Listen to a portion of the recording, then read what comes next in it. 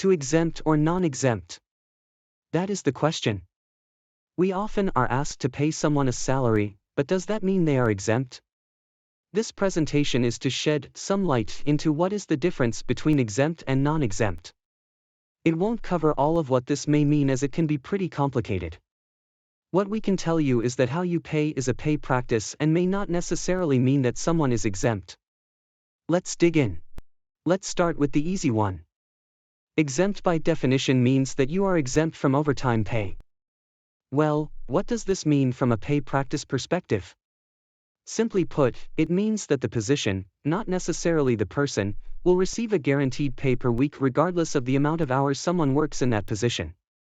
If they work 50 hours in that week, they will receive the same pay as if they worked 30 hours in that week. Exemption and non-exemption status is determined by the Federal Labor Standard Act or FLSA. The FLSA follows an exemption flowchart that runs something like this. It first applies a salary basis test to determine if the pay will pass the minimum wage test federally. I say federally because this is the baseline by which exemption is determined at a federal level. Some states have a higher than federal wage test that determines the guarantee minimum payment that must be paid to the employee.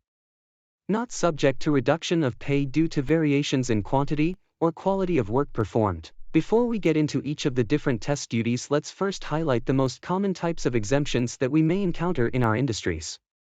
Administrative, which is the most common and yet the most misused exemption that gets companies in trouble.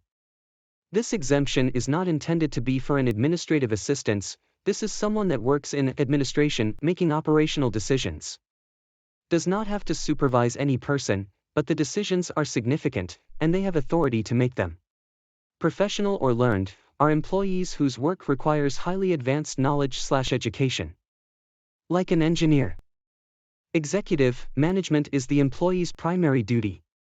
Computer professionals, employee involved in design or application of computers and related systems, not for someone who is setting up computers or assisting in a help desk capacity. There are a few others, but used less regularly. If the employee passes both the salary test and the preliminary exemption criteria review, then a thorough job analysis of the duties actually performed by each employee becomes the key in determining exempt status. An exempt position must pass both the salary basis and duties tests. Job titles are insufficient to determine exempt status. Some, but not all, of the items to be reviewed in a job description are as follows. 1. Review minimum qualifications established for the job, including education, on-the-job training, and experience. 2. Gather organizational charts for departments and positions being reviewed. 3. Review policy manuals to determine functional autonomy of positions. Now let us review the key exemptions with a bit more detail. The administrative exemption is the one that is more frequently used. One of the key requirements for the administrative exemption is that the employee must use independent judgment and decision-making in performing the majority of their job duties. Note: we are stressing the importance of regularly performing duties that are important to the decision-making process. It means the employee spends more time than just occasionally in making decisions. Typically means weekly at the minimum. The exercise of regular and independent judgment and discretion means the employee can compare and evaluate options for the employer, and is free to make decisions after considering the different options without additional or further guidance or direction from the executive. Matters of significance refers to the importance of the decision and the gravity of the potential impact on the employer. Employees are not considered to exercise independent judgment and discretion in matters of significance simply because their employer believes they will experience financial losses if they perform their jobs poorly.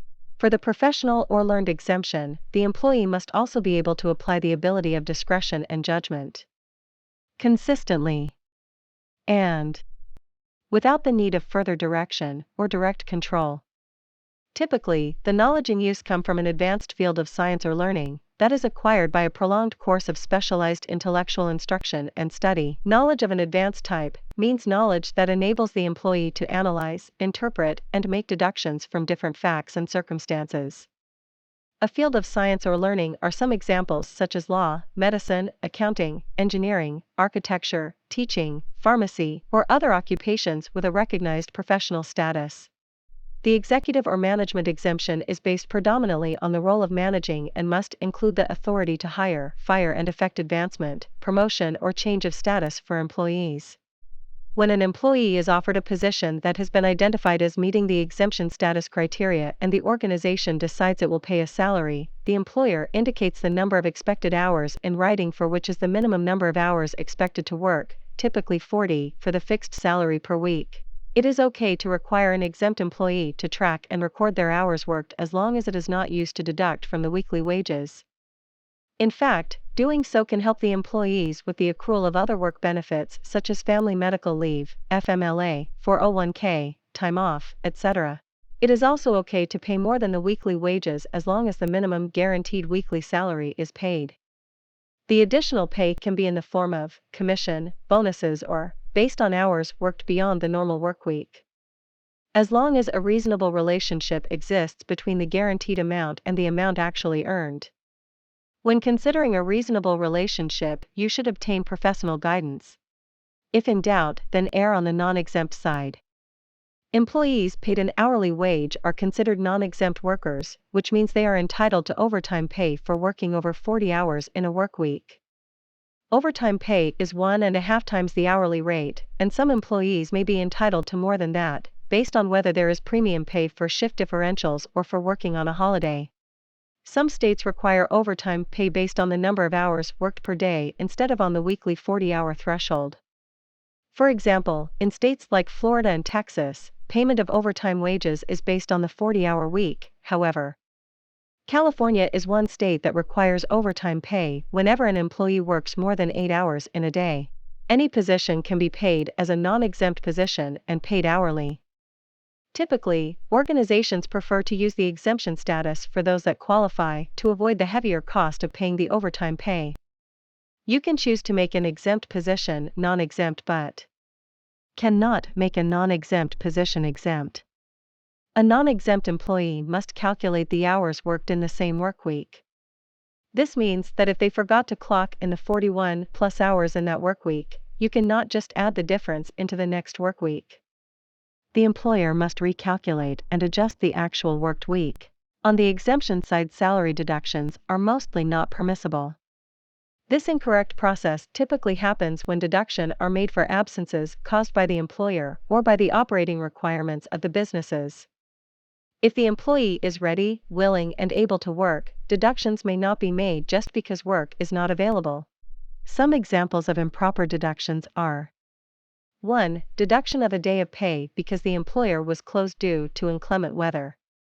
2. Deduction of 3 days of pay because the employee was absent from work for jury duty. 3. Deduction for a 2-day absence due to a minor illness when the employer does not provide wage replacement benefits for such absences. There are a few deductions from the salary that are permitted with caution. 2 examples are: 1. When an employee on their own request to have 1 or more full days unpaid for personal reasons. Not to be a sick day or disability. It's best to get that request from them in writing, stating that day off without pay voluntarily.